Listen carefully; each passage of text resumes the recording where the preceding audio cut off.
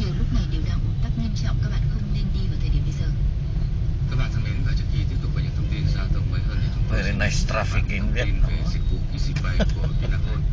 Từ nay bạn có thể thanh toán hóa đơn cước di động hàng tháng nhanh chóng và thuận tiện Yeah. tại bất kỳ nơi đâu và bất kỳ lúc nào với dịch vụ EasyPay của Vinaphone.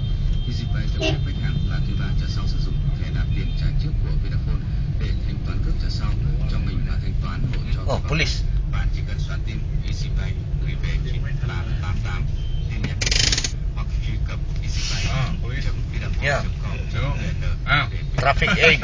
Look, he told him to go straight. And then after he turned around, I just turned.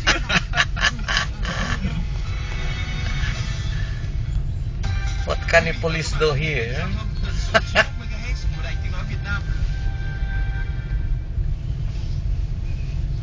Vâng, các bạn thân mến, chúng lại cùng tiếp tục với thông tin giao thông ngày Butang, Butang.